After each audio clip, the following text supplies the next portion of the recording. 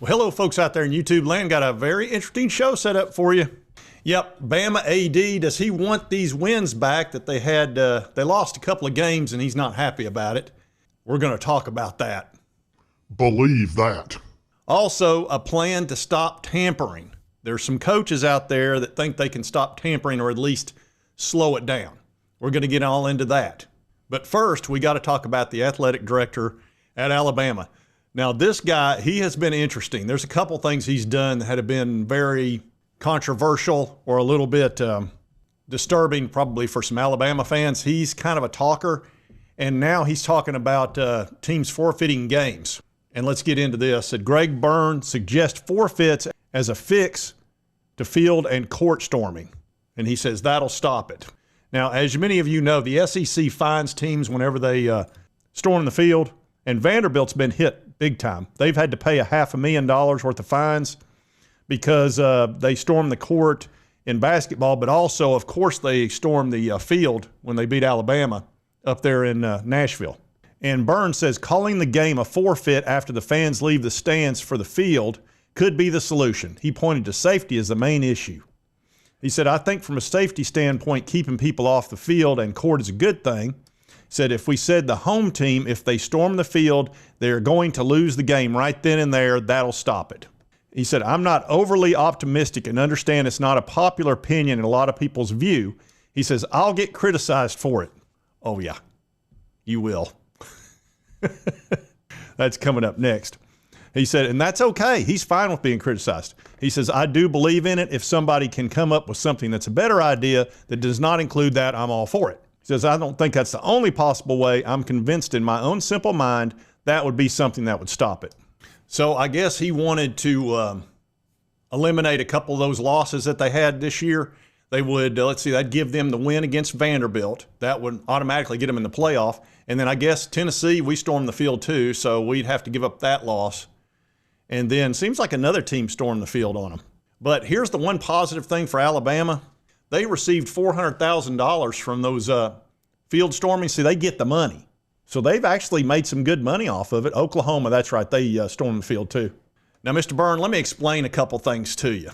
And maybe it's, how long's he been there? Maybe he hadn't been there long enough. Let me check. No, he's been there since 2017, so I mean, he kind of should understand what the deal is.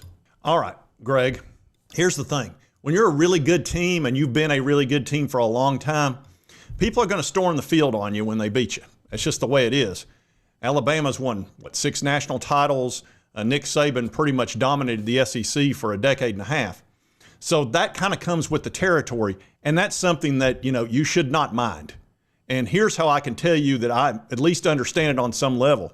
This year, we got beat by Arkansas on the road. And I didn't really think about it. They got done with that game, and I thought it was a game we were going to win. We had like a 2-touchdown lead or 10-point lead with, going in the fourth quarter. They came back and beat us, and it was a rough loss. But they stormed the field. I mean, they took down the goalpost. They had a party out there. And I remember thinking to myself, first of all, it surprised me because I haven't had anybody storm the field on us in quite a while. And it actually made me feel kind of good, even though the loss sucked. It did feel good to know, hey, we must be pretty darn good if they're out there storming the field. It's actually a big compliment to the team that you beat in a roundabout way. That's number one. Number two, you get a lot of money for it, which I'm going to talk about here in a minute because Greg Byrne's been out there begging for money, so he should be happy with the almost $500,000 he got from field storming. He should be happy. And then on top of it, is that really how you want to win ball games? Think that through for a minute, Greg. How many Alabama fans do you think really want to win that way? I'll go ahead and speak for the YouTubers that cover Alabama, which would be the ones I like. Bama Standard, for example, all those folks. Kangaroo Black, Matt B. Great. They're not going to take a win that way. They don't want a win that way because they don't need a win that way.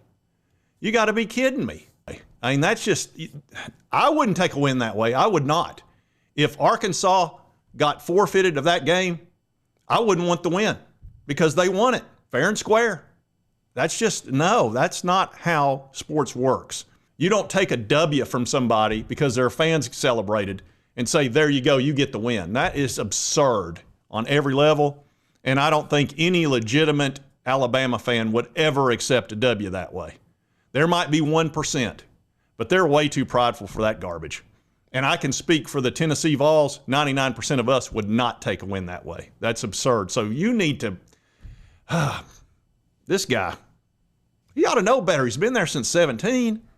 And here he was just a couple of months ago on the next round, asking for money.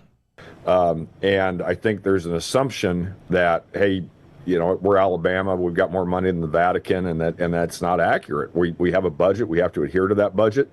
And I know some folks have said, well, just, use your money from a ticket revenue standpoint, different buckets that we're fortunate to have. Those obviously go to support our 21 teams, our 650 young men and young women in our program, and to be able to compete at the levels that we expect and desire, it takes a lot of resources to do that. We have the House settlement, which if I would encourage the listeners to go read about that. Ross Dillinger from Yahoo Sports has written a lot about it. I'm not saying all of it's 100% the lens I look at it, but at the same time, too, he's been very in-depth on it. We have about a $25 million line item coming at us from a rev share standpoint. But we have economic realities that we face, and you have to ask, you have to be direct. And we tried to send it as a very strong message purposely. Not kind of beat around the bush, but just be direct about what we're facing. And so I haven't gotten any of the numbers since yesterday, but I think it'll make an impact on people being involved. And it starts it's $18 a month, which, we'll sign all three of you up so you can support Yay Alabama. We'll be happy to do that. Yeah, so he's been out there asking for money, trying to get people to donate. And, I can see, I get it. Especially with it's really more like $30 million you're going to have to come up with, because it's the 21.5, then plus $2 or $3 million for the back damages, and then plus additional scholarships, which they're going to have to come up with money for that too. So it's a lot of money, and it's squeezing schools even in Alabama. But this guy, he's pretty vocal. He'll ask for the money. He'll ask for forfeitures of games. I mean, I don't know. He's getting a little bit too much out there, in my opinion. I hope Danny White doesn't start doing that kind of stuff. The money's one thing, maybe athletic directors should ask for that. That's kind of their job, is to collect money and to build things. But asking for forfeitures and stuff like that, hey, again, you got $400,000. That's a pretty good donation right there over the field storm. Maybe you ought to lose some more games. You'll get some more money in that way. Anyway, begging for money. Please, sir, I want some more. More? Begging for wins. I swear, begging for money and begging for wins. It's not a good look for Alabama. It just isn't. Anyway, I thought y'all would enjoy seeing that because, I'm sorry.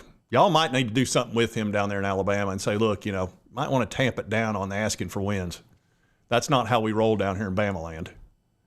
And I deal with y'all in the comment section a lot of you Alabama fans, and I know you would never go for that. Not in a million years. And I know what Nick Saban would say. No soup for you.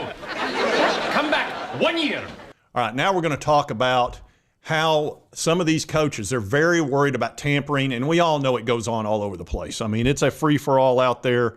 There are no rules. There haven't been any rules, and they can't make any rules on NIL because it goes against the Sherman Act, and it gets killed in court, and the Supreme Court's already ruled on it, and it's a waste of time. But what they do want to talk about is spring practice or the spring game. And what a lot of these coaches are concerned about is putting their players out there in the spring game, and they look really good. Some of them look really good.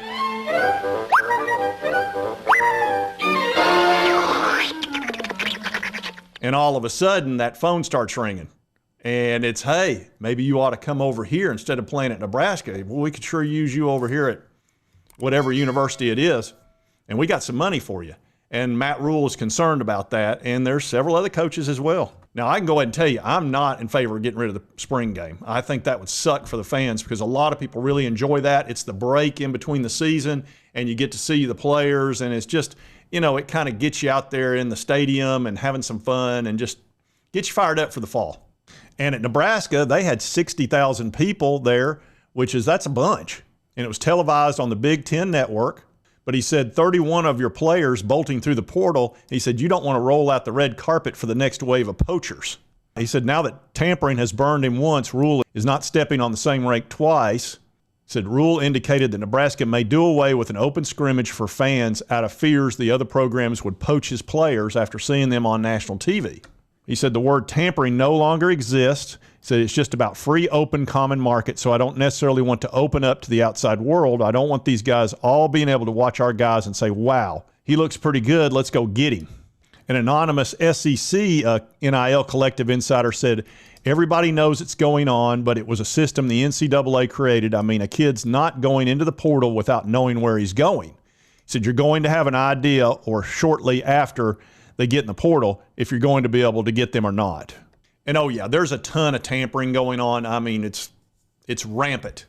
And if a kid enters the portal, he's probably already been contacted, almost certainly, unless he just feels like, hey, you know, I'm so good, it's not going to matter, I'm going to get contacted.